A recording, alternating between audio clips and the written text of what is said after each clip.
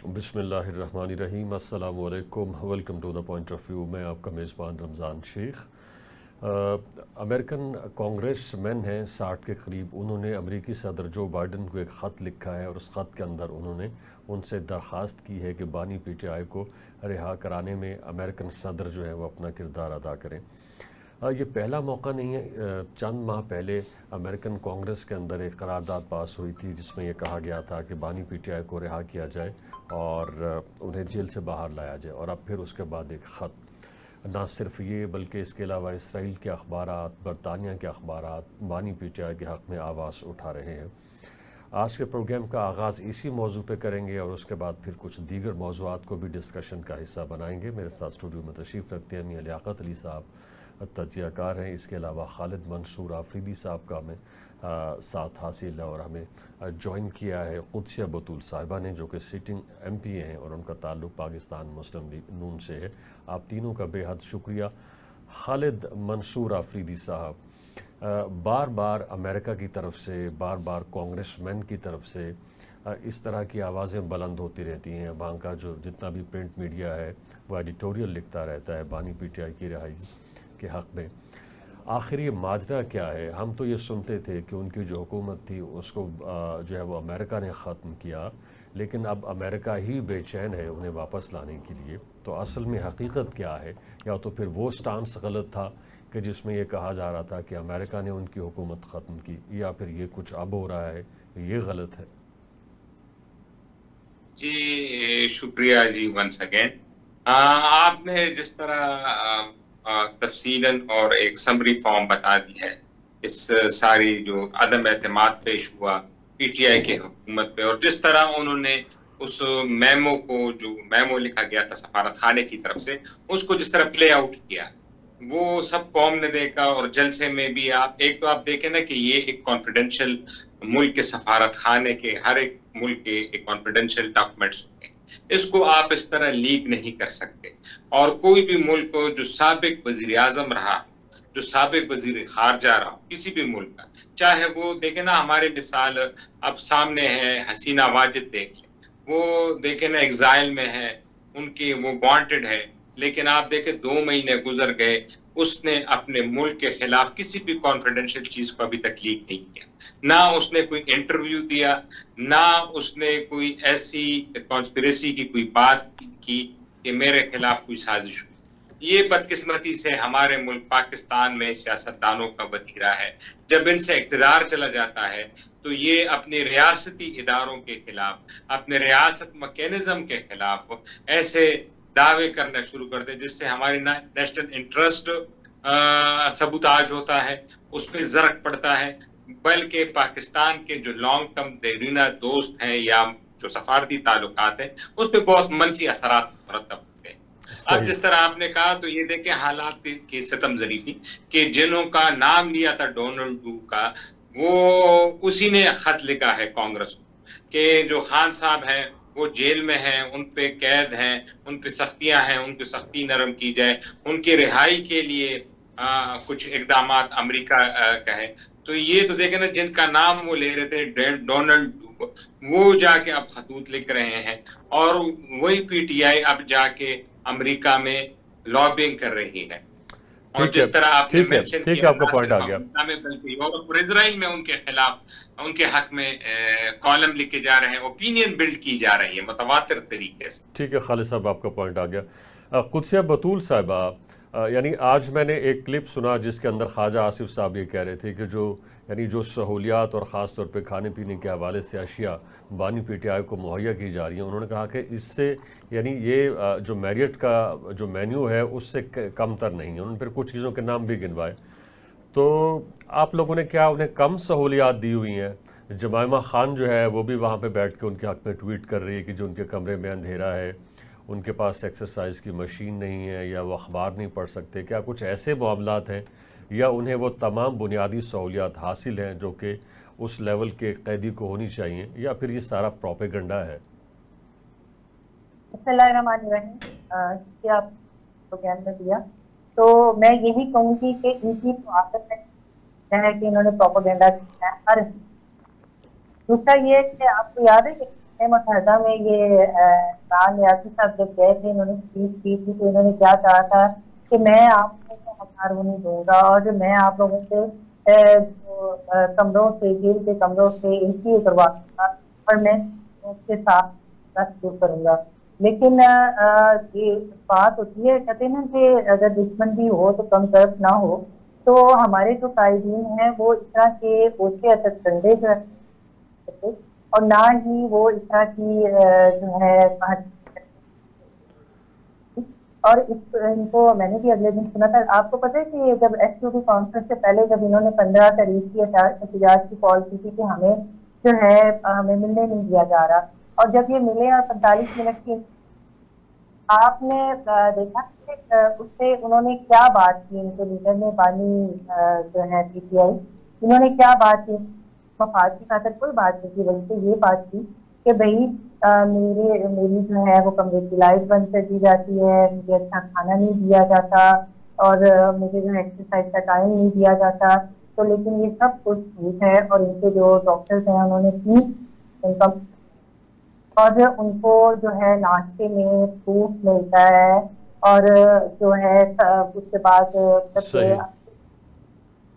مرغی ملتی ہے, مٹن کڑھائی ملتی ہے, پھر اس کے بعد ان کو انجیریں ملتی ہیں, اور ڈرائی فروٹ ملتا ہے ان کو شام کی. مطلب کہ اس کے گھروں میں اگر انسان رہتا ہے تو وہ لاپرواہی کر جاتا ہے, لیکن ان کے ساتھ کوئی بھی لاپرواہی نہیں کرتی. اور اس کے بعد جب ان کے ساتھ ہوئی بیرسٹر گوہر صاحب کے ساتھ, تو تب انہوں نے کچھ نہیں, کوئی انہوں نے کوئی یہ نہیں کیا کہ آپ نے یہ 26 آئینی ترمیم میں جو ہے ان کا ساتھ دیا نہیں کیا. جب صرف ان کا سوال یہ تھا کہ بھئی تم لوگوں نے, اور ناراضگی کا سبب یہی تھا کہ تم لوگوں نے 15 آج کیوں نہیں کیا ایس کیو کانفرنس کو, ہے آپ لوگوں نے کیوں ناکام بنانے کی کوشش نہیں کی, آپ لوگ میری باتوں پر عمل کیوں نہیں کرتے. اگر آپ لوگ ان کو تنگ کریں گے, ان پر پریشر ڈالیں گے, اس ملک میں افراتفری ڈالیں گے, تو تبھی یہ مجھے باہر نکالیں گے. ٹھیک ہے, آپ کا پوائنٹ آ گیا. ٹھیک ہے میم. اچھا لیاقت صاحب, یہ یعنی 2-3 ماہ کے بعد امریکن کانگریس مین کو یا پھر کانگریس کو کیا ہو جاتا ہے کہ وہ اس طرح کا ایک چٹکلا چھوڑتے ہیں؟ تو ہم نے یعنی جب پی ٹی آئی اقتدار میں تھی تو اس وقت ہم نے سنا تھا کہ وہاں پہ جو فرمز ہیں لابی کرنے والی, ان کو یہ ہائر کرتی ہیں اور ان کے ذریعے پروپیگنڈا کرتی ہیں, کانگریس مین سے بات کرتی ہیں, ان کو اپنا موقف بیچنے کی کوشش کرتی ہیں. تو لگتا ہے کہ پی ٹی آئی کا یہ والا جو محاذ ہے وہ خاصا تگڑا ہے, اور وہاں پہ ان کی جو فرمز انہوں نے ہائر کی ہوئی ہیں وہ خاصا اچھا پروپیگنڈا کر رہی ہیں, جو ہر 2-3 ماہ کے اندر وہاں سے اس طرح کے بیانات سامنے آتے رہتے ہیں, خطوط, ریزولوشنز, آرٹیکلز. رمضان صاحب, ایک تو بات یہ ہے کہ امریکن کانگریس مین اتنے بولے نہیں ہیں کہ سمپل ان کی لابنگ پہ, نو ڈاؤٹ تمام جو ممالک ہیں ان کو یہ لابنگ کی فیسلٹی تو ہوتی ہے, اور یہ ساری ایٹ دیئر اون کاسٹ کی جاتی ہے, جس طرح ہر جماعت کرتی ہے. ہمارے ملک کی نون کی بھی ہے, پی پی کی بھی ہے, وہاں لابنگ فرمز ہائر کرتے ہیں, وہ کام کرتے ہیں باقاعدہ. وہ ایک ہم ان کو ایک مواد دیتے ہیں, ہم یہ کام کر رہے ہیں اور ہماری یہ ورکنگ ہے.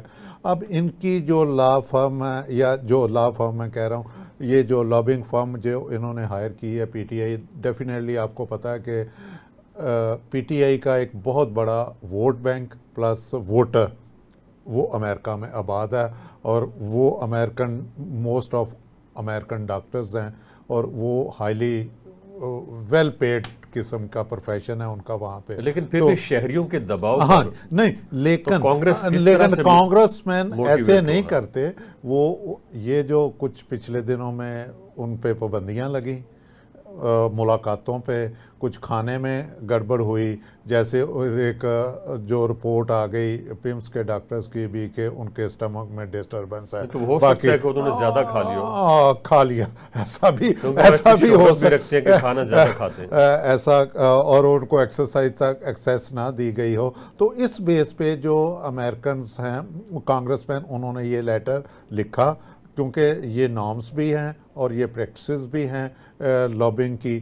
تو لہٰذا میں نہیں سمجھتا کہ ہماری کوئی ادارہ اس کی بائنڈنگ ہے کہ وہ جو امریکن نے کہہ دیا جو بائیڈن کو کہ جی آپ رول پلے کریں, انہوں نے جو کہہ دیا وہ آگے ریکمینڈ کریں گے، نہ کہ وہ کوئی اثر انداز ہو سکتے ہیں ہمارے کسی بھی ادارے کے اوپر.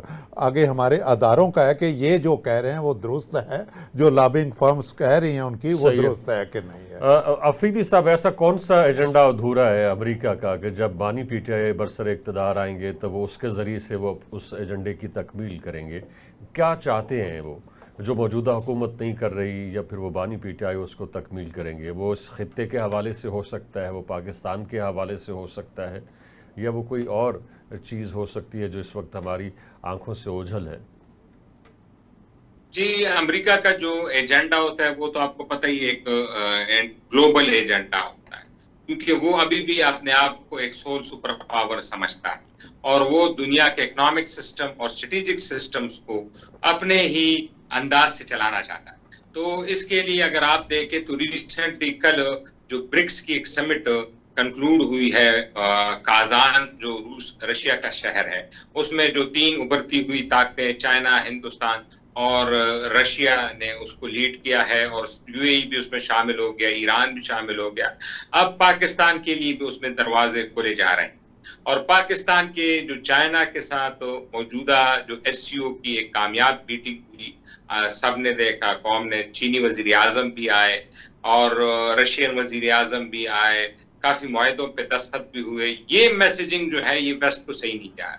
اور آپ کو پتہ ہے کہ ماضی میں جو پی ٹی آئی کی حکومت ہے، وہ جب پہلے بھی چائنیز پریزیڈنٹ آ رہے تھے تو دھرنے شروع تھے، تو ان کا دورہ ڈیلے ہو گیا تھا. اور پھر جب ان کی حکومت بھی آئی تو سی پیک پہ وہ رفتار نہیں دیکھنی پڑی جو میاں صاحب کی حکومت تھی، یا جو مسلم لیگ نون کی حکومت تھی پچھلے دن، اور وہ کافی سلو ہو گیا.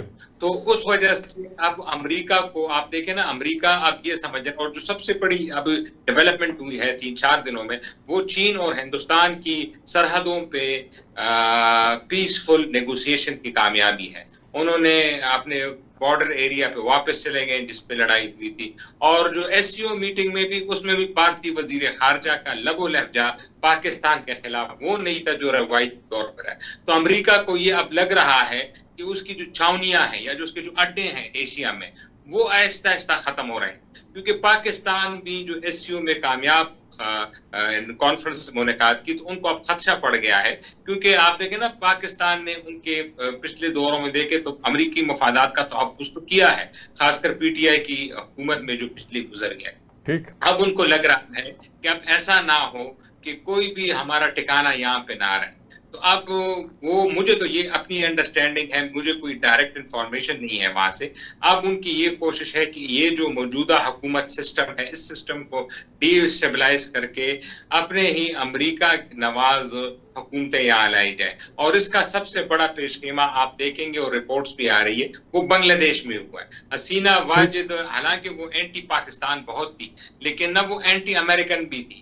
جو موجودہ وزیر اعظم آئے ہیں، جو ڈاکٹر یونس ہیں بنگلہ دیش کے، وہ بائیڈن جیسی، وہ نیو یارک گئے، بائیڈن نے پہلی فرصت میں ان سے ملاقات کی، اور حسینہ واجد 8 میں ملاقات کی. قدسیہ صاحبہ، جب مولانا فضل الرحمان صاحب بانی پی ٹی آئی کے اوپر یہ الزام عائد کرتے تھے کہ جی وہ یہودی لابی کے ایجنٹ ہیں، یا پیچھے سے ان کے یہودی لابی کھڑی ہوئی ہے، تو وہ اور ان کی پارٹی اور دیگر جو رہنما ہیں وہ اس کو ریزسٹ کرتے تھے اور کہتے تھے ایسا نہیں ہے.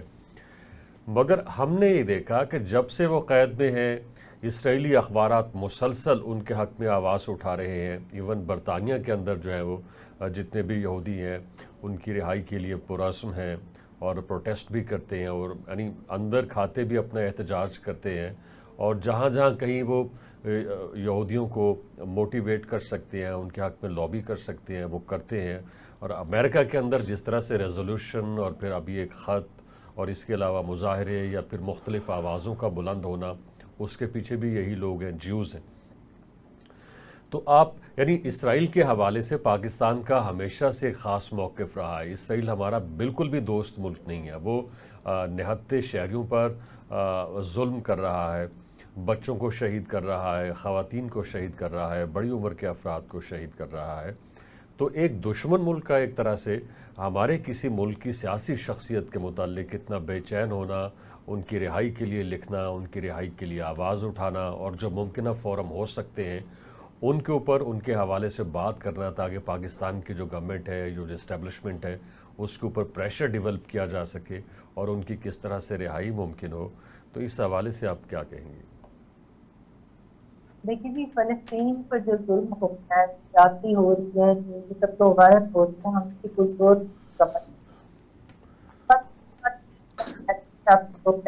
بات کہ جو اسرائیل ہے وہ چاہتا ہے، جو ہے وہ ناپسند ہے، جہاں پہ وہ چاہتا ہے کہ میری مطلب بات مانی جائے، اور وہاں پہ بات نہیں مانی جاتی تو وہ وہاں پہ کسی نہ کسی طرح سے لوگوں کو یلغار بناتا ہے اور طرف سے وہاں پہ جنگ جو ہے کھیل لیتا ہے. اسرائیل میں جو فلسطین پر جو ظلم ہو رہا ہے، اور اسرائیل میں جو ہے اور پاکستان میں ایک فرد واحد کو سپورٹ کرنا، یہ آپ اور میں بڑی اچھی طرح سے جانتے ہیں کہ اس کو سپورٹ کیوں کیا جاتا ہے، کیونکہ یہ پوری لوگ یہودی ہے، اور وہ اس بندے کو یہ جو ہے اتنا ہائی لائٹ کر رہے ہیں، اتنا سپورٹ کر رہے ہیں، اور انہوں نے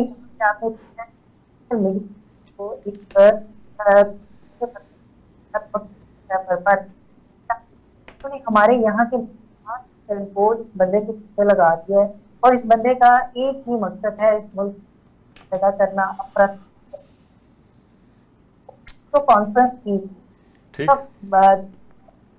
وہ پاکستان صرف پی ایم ایل این کو تھا، اور اس کا فائدہ یہ جو لوگ ہیں، یہ کل کہہ رہے تھے نا، مطلب کہ ایس او پی یہ جو ترمیم ہے، تو اس ترمیم کا سب سے پہلا کیس جو تھا انہوں نے اپنی انٹرا پارٹی جو الیکشن ہے اس کا کیس جو تھا وہ قاضی فائز عیسیٰ کے پاس تھا، اور انہوں نے ان کو مطلب بلایا، لیکن ان کے وکیل نے کھڑے ہو کے کہا جی کہ یہ آپ سے نہیں سن سکتے، بینچ بن چکا ہے. اور یہ کہتے تھے کہ یہ جو آئینی بینچ بنانے کا مقصد جو ہے وہ اشرفیہ کو جو ہے نا وہ مستفید کرنا ہے، اور میں سمجھتی ہوں کہ سب سے بڑی اشرفیہ تو یہی لوگ ہیں، پی ٹی آئی کے لوگ ہیں، جو مطلب کہ بعد میں فائدہ بھی یہ لوگ لیتے ہیں.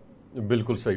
ٹھیک ہے، آپ کا پوائنٹ آ گیا. لیاقت صاحب، شعیب ہاشمی کا بیان سامنے آیا، جو پی ٹی آئی کے وکیل بھی ہیں اور اس کے رہنما بھی ہیں. انہوں نے کہا کہ جی بانی پی ٹی آئی نے مولانا فضل الرحمان صاحب کا جو کردار تھا 26ویں آئینی ترمیم میں، اس کے اوپر تحفظات کا اظہار کیا ہے، جبکہ ہم سب نے دیکھا، آپ نے دیکھا کہ جو پی ٹی آئی کا تن مردہ تھا اس کے اندر جو جان ڈالی وہ مولانا فضل الرحمان صاحب نے ڈالی. وہی اس کو لے کے چلے، وہی اس کو گائیڈ کرتے رہے، ان کے ساتھ ملاقاتیں کرتے رہے. تو ایک طرح سے ٹیلی ویژن جو سکرین تھیں اس کے اوپر پی ٹی آئی جو تھی وہ ایک طرح سے الائیو ہوئی کہ یہ بھی کوئی سیاسی جماعت ہے، یا اس کی بھی کوئی سوچ ہے، اس کے بھی کوئی رہنما ہے. ورنہ ہم دیکھتے تھے کہ پی ٹی آئی کی جو لیڈرشپ ہے اس کے اندر خاصا تناؤ ہے اور ایک دوسرے کے ساتھ بڑی مخاصمت ہے. تو اب اسی کے خلاف ان کے بیانات سامنے آنا شروع ہو گئے. تو ایسا یعنی ایک دم کیا کر دیا مولانا فضل الرحمان صاحب نے؟ پی ٹی آئی کا اس حد تک تو موقف تسلیم ہو گیا کہ جی وہ چاہتے تھے کہ قاضی فائز عیسیٰ صاحب کو ایکسٹینشن نہ ملے، وہ ریٹائر ہو گئے، اور اس ان امینڈمنٹس کو قاضی فائز عیسیٰ اسپیسیفک بھی پی ٹی آئی نے ہی بنایا ہوا تھا، اور باقی اس کی جتنی بھی ترامیم تھی وہ تو ہمارے سامنے تھی نہیں. بس یہی بات ہوتی تھی جسٹس منصور علی شاہ، قاضی فائز عیسیٰ. اس میں کوئی شک نہیں ہے کہ جو پولیٹکس ہے اس میں نہ تو کوئی دوست ہے اور نہ کوئی دشمن. یہی دو جماعتیں تھیں، پی ٹی آئی اور جے یو آئی. ایک دوسرے کا نام لینا پسند نہیں کرتے تھے، اور نام لیتے تھے تو بڑا بھیانک انداز میں ایک دوسرے کو یہ اپنے جلسے تقریروں میں یاد کرتے تھے. لیکن ایک وقت آیا کہ ایک دوسرے کے یہ دوست بنے، کچھ عرصے کے لیے انٹرسٹ بیس دوست بنے. انہوں نے اپنا انٹرسٹ ان کے آگے رکھا، پی ٹی آئی نے، کیونکہ ان کے پاس کوئی لیڈنگ، کوئی ان کی بات سننے والا نہیں تھا. مولانا صاحب نے اپنے مفادات کو آگے رکھا. نہیں، اب کیا گمراہ کر دیا انہوں نے پی ٹی آئی کو؟ اب جو سر دست ہے وہ ان کے جو بانی پی ٹی آئی کا یہ موقف ہے، کیونکہ جیسے بلاول بھٹو نے ابھی تھوڑی دیر پہلے بی بی سی کو انٹرویو دیتے ہوئے کہا، ہمیں تو پتہ ہی نہیں تھا کہ ہمارا ووٹ منصور علی شاہ صاحب کو نہیں جا رہا، یا وہ نہیں بننے جا رہے، ہم تو یہ چاہ رہے تھے. یا یہ بھی نہیں انہوں نے کہا کہ وہ نہیں بننے جا رہے. مطلب ان کے ساتھ کوئی انڈر ہینڈ یہ ڈیلنگ تھی کہ ایک تو سب سے بڑی جو اہم تھی کہ قاضی فائز عیسیٰ صاحب کو نہ تو ایکسٹینشن ملے گی کسی قسم کی ایز پر رول، اور نہ ہی ان کو کہیں کسی آئینی بینچ میں تعینات کیا جائے گا، اور نہ کوئی اور ऐसा अदालती यही चाहती। दूसरा जो अब इनके बकौल गोहर अंडर हैंड इनकी डील थी कि मंसूर अली शाह साहब चूँकि सीनियर मोस्ट हैं उन्हीं को दिया जाएगा, लेकिन उसमें उनका जवाज़ बनता नहीं मौलाना साहब से नाराज़ होना। अगर उनको यही दरकार था तो वो पार्लिमानी कमेटी में जाते, मतलब वो तो तीनों ने बाइकाट किया, तीनों मेंबरान जाते तो फिर अपना वोट कास्ट करते इन फेवर ऑफ अपने पसंदीदा कैंडिडेट में। तो यहाँ पे उनका ये जो ना बाइदज अकल है कि उनका नाराज़ होना, लेकिन चूँकि ये अपने नेचुरल अलाइज नहीं थे, इन्होंने अपने इंटरेस्ट उनका इंटरेस्ट भी मीट हो गया और उनका JUI का भी यही होना था क्योंकि ये बिल्कुल नेचुरल अलाइज नहीं थे। एक मौजू जिसके ऊपर हम बहुत कम बात करते हैं वो माहौल है, वो वेदर है, वो क्लाइमेट है। और लाहौर के हवाले से कहा जाता है, अभी रिसेंटली एक रिपोर्ट आई जिसमें कहा गया है कि लाहौर जो है उसका जो एयर क्वालिटी इंडेक्स है वो 286 तक पहुंच गया है और लाहौर दुनिया के यानी आलूदा तरीन शहरों में शामिल हो गया, शायद टॉप पर है। ऐसा महज ये यानी सिर्फ ये नहीं है कि कोई आदाद शुमार है या महज रिपोर्ट है और अल्फाज का गोरख धंधा है। हम लाहौर में रहते हैं और हम ख़ुद महसूस करते हैं। आप वाइट शर्ट पहन के निकलिए और सारा लाहौर घूम लीजिए और उसके बाद जब वापस आएंगे तो आपकी वाइट शर्ट जो है वो तकरीबन जो है वो मैल्यू हो चुकी होगी, वो स्याह हो चुकी होगी। तो इतनी यानी पॉल्यूशन है लाहौर के अंदर। और सुनने में ये आ रहा है कि हुकूमत इस हवाले से काफ़ी संजीदा है और जो महकमा मौसमियात है और महकमा जो माहौल है उसने इस हवाले से कोई एडवाइजरी भी जारी की है। इसी के ऊपर बात करेंगे। मेरे साथ मौजूद हैं मियाँ लियाकत अली साहब, खालिद मंसूर आफरीदी साहब और कुदसिया बतूल साहिबा जो कि MPA हैं और उनका ताल्लुक़ पाकिस्तान मुस्लिम लीग नून से है। मंसूर आफरीदी साहब, आप तो अच्छे इलाके के अंदर मौजूद हैं, वहाँ माहौल साफ़ है, यानी सब्ज़ा है, दरख्त हैं, तो क्या वहाँ भी ऐसा ही है या कुछ बेहतर सूरत हाल है? और फिर ये जो यानी कितना सेंसिटिव इशू है कि करोड़ों लोग जो हैं वो लाहौर के अंदर रहते हैं, इवन बड़े शहरों के अंदर रहते हैं, तो जिस फ़ज़ा के अंदर वो सांस लेते हैं वो फ़ज़ा साफ़ नहीं है, तो वही यानी वो अपने फेफड़ों के अंदर लेके जाते हैं, तो उनकी सेहत के लिए, उनके निज़ाम तनफ़ुस के लिए ये कितनी नुकसानदेह है। और इसमें रियासत का या जो उस वक्त की जो सिटिंग गवर्नमेंट होती है उसका कितना रोल बनता है कि वो इस मसले को संजीदगी से ले? जी, आपने सही कहा।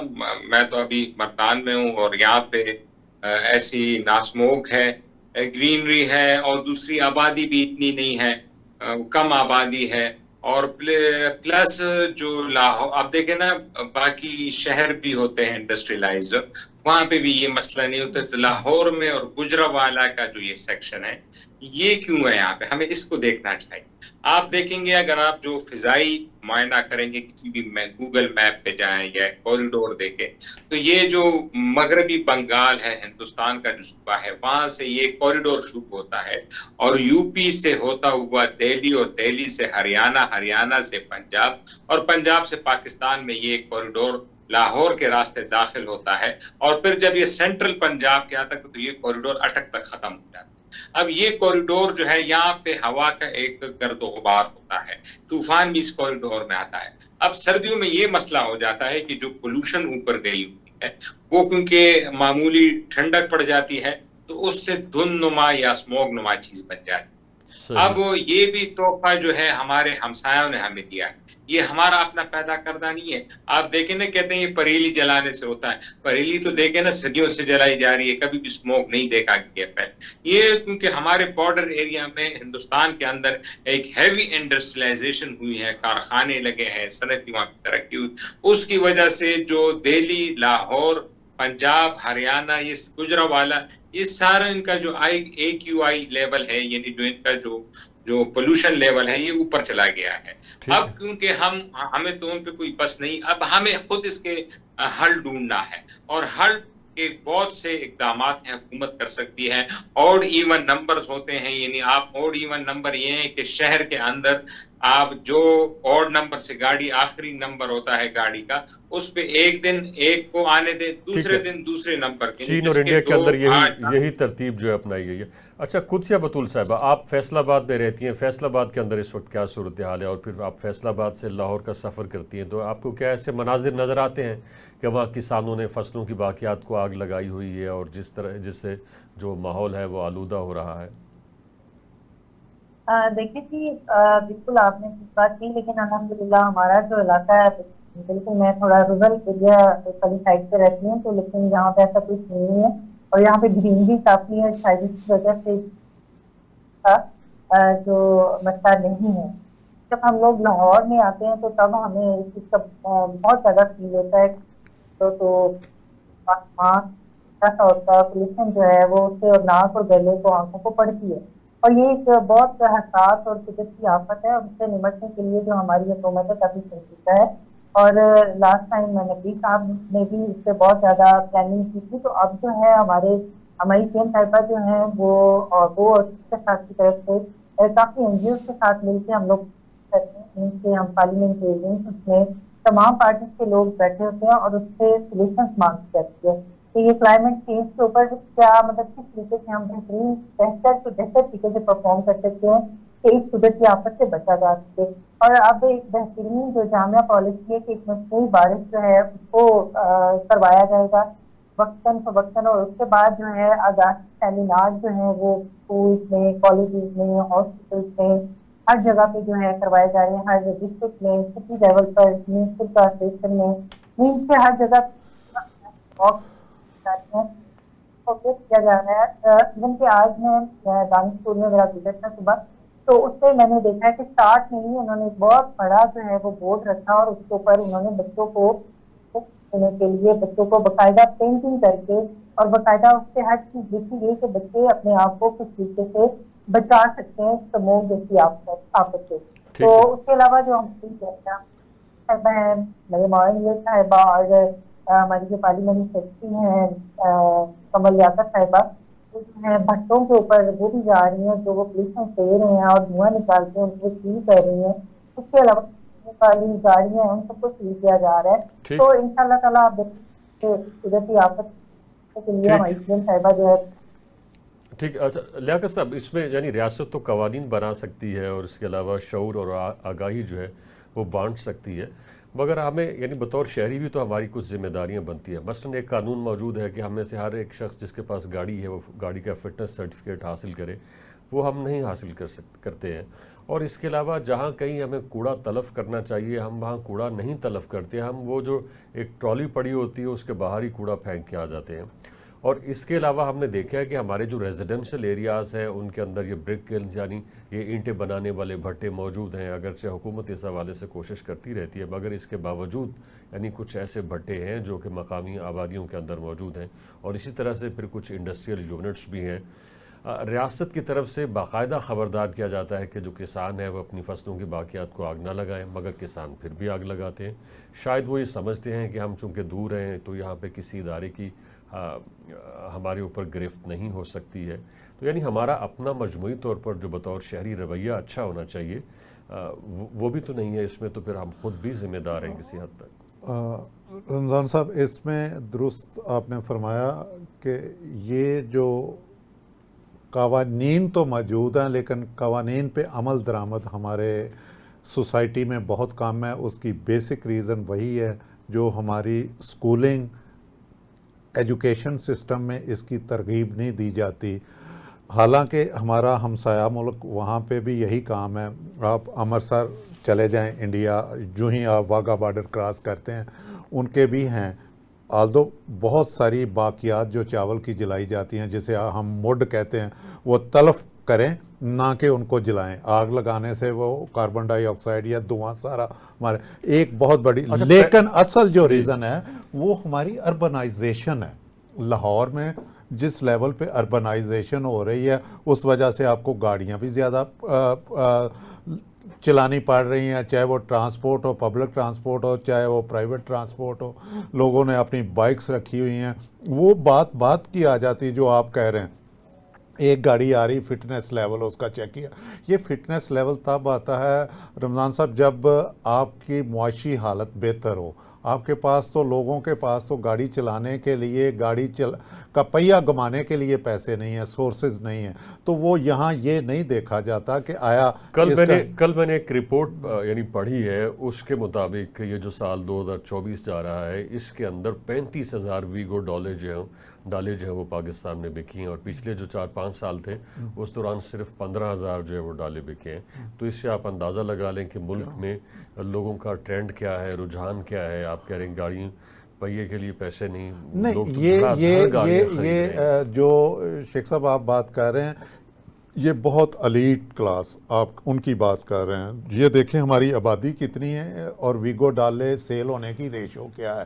جو آپ اپنی بائک کا سروے کر لیں کہ لاہور میں بائکس کتنی موجود ہیں اور کتنی بکتی ہیں, کتنی کمپنیاں ہیں. آپ کے پاس تقریباً اس وقت 11 ڈفرینٹ ماڈلز ہیں یا کمپنیاں ہیں, صحرا موٹر سائیکل ڈفرینٹ, اور کوئی ان کا اتنا معیار بھی نہیں ہے. یہ موٹر سائیکلیں دوسرے تیسرے سال کے بعد ان کے انجن بول جاتے ہیں اور وہ دھواں اس میں ہم موبلائل ڈال کے چلائی جا رہے ہیں. تو لیکن میں سمجھتا ہوں کہ یہ جو اصل جو آپ کا پاس جو مین کاز ہے اربنائزیشن, اینٹوں کے بٹھے, اور ہمیں اپنا سب سے پہلے آبادی کو بھی کنٹرول کرنا ہے. لاہور جیسا شہر جس کی مطلب آبادی آپ کو پتہ ہے لاکھوں میں ہوتی تھی, اب وہ کروڑوں میں چلے گئی. خالد منصور صاحب ایک مشرف صاحب تھے جو کہ یعنی ترقی کے پیمانہ ان کے نزدیک یہ تھا کہ وہ موٹر سائیکلوں کے بکنے کی تعداد بتایا کرتے تھے کہ جی اتنی موٹر سائیکلیں بک گئی ہیں, جو کہ یہ ایک انڈیکیشن ہے کہ جی ہمارا ملک ترقی کر رہا ہے, لوگوں کے پاس پیسے آ رہے ہیں.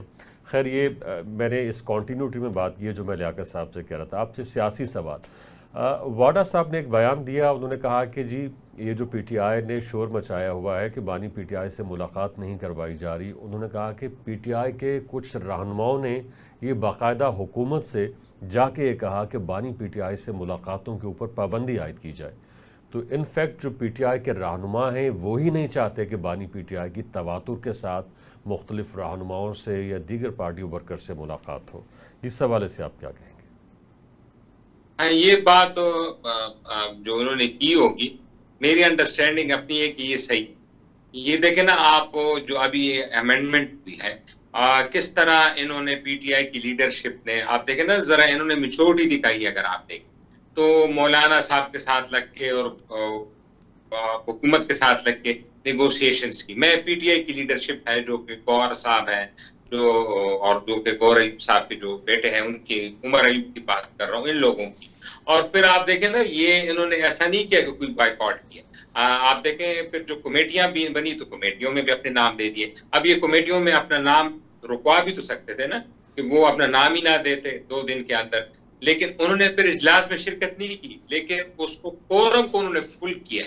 اب اس سے یہ لگ رہا ہے کہ جو پی ٹی آئی کی جو لیڈرشپ ہے, گنڈا پور دیکھ لیں, یہ ایک زمینی حقائق کو سمجھتے ہیں, یہ پاکستان کی حالات کو بھی سمجھتے ہیں, حقائق کو بھی. اس لیے شاہ محمود قریشی صاحب کے بیٹے نے ووٹ بھی ڈالا اس میں آ کے 10 MNAs میں.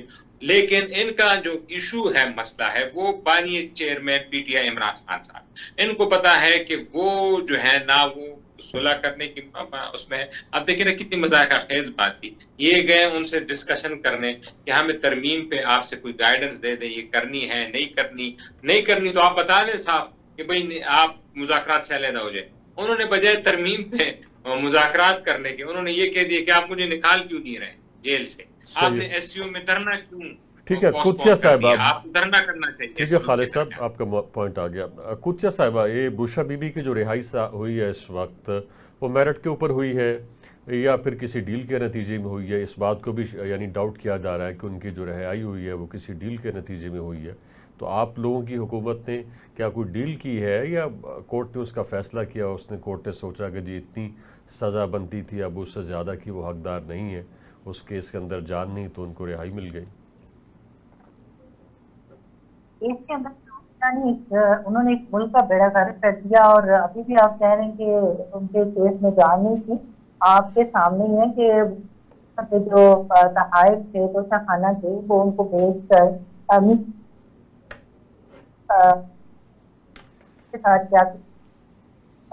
دوسرا یہ یہ بتاؤں کہ ان کی جو پارٹی کے ہے نا ہر بندہ مشہور ہونا چاہتا ہے اور وہ چاہتا ہے کہ سوشل میڈیا پر وہ رہے، وہ ان رہے، جو وہ اپنے آپ کو ہائی لائٹ کرنا چاہتا ہے. ٹھیک. یہی انہوں نے ہی بانی کو جو ہے نا اس کا بیڑا غرق کیا ہوا ہے اور ان کو آ رہے ہیں. اور دیکھیں نا ٹھیک ہے، آپ کا پوائنٹ آ گیا. آج کے یہ اپنے ہی لوگوں کو اب غدار کہنے شروع ہو گئے ہیں، تو وہ جانتے ہیں کہ ملک کی بہتری کے لیے جو ہے وہ یہ کانفرنس اور جوائننگ کرتی ہے یہ پورے ملک کے لیے، ملک کی بہتری کے لیے، اور انہوں نے ووٹ بھی دے دیا. ٹھیک ہے. لیاقت صاحب، یہ فواد چودھری کا بیان بہت دلچسپ ہے. انہوں نے کہا کہ جی پی ٹی آئی جس طرح سے احتجاج کی روز کال دیتی ہے، انہوں نے کہا کہ یہ کوئی چاکلیٹ تو نہیں ہے کہ جو بچے کو چاکلیٹ دکھائی جائے بچہ آ جائے، اور یہ لوگ یہ چاہتے ہیں کہ صبح لوگوں کو بلایا جائے، شام کو ان کو گھر بھیج دیا جائے.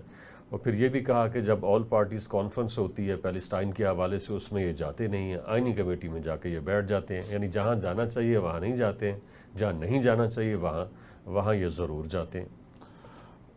فواد چودھری صاحب کا یہ بیان تو بڑا مدبرانہ اسے کہہ سکتے ہیں کہ اس وقت جو فقدان ہے پی ٹی آئی میں وہ صرف لیڈرشپ کا ہے. کوئی قیادت نہیں ہے، قیادت آپس میں ڈیوائیڈڈ ہے، ہر کوئی اپنی طرف کھینچ رہا ہے، ہر کوئی کہہ رہا ہے کہ میں ہی آل ان آل ہوں.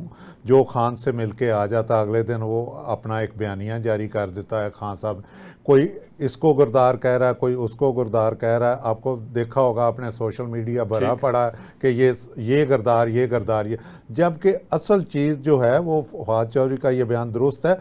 پالیسی کہیں ان کا کوئی ایک تھنک ٹینک کوئی بھی نہیں ہے پالیسی دینے کے لیے تیار، جو دیتا ہے وہ ماننے کے لیے تیار نہیں ہے. لہٰذا ہمارا وقت ختم ہو چاہتا ہے. آپ تینوں کا بے حد شکریہ، آپ نے ہمیں جوائن کیا. یہ تھا ہمارا پوائنٹ آف ویو. اپنے پوائنٹ آف ویو سے آگاہ کرنے کے لیے وزٹ کیجیے ہماری ویب سائٹ tvtoday.com. دیکھنے کا بے حد شکریہ.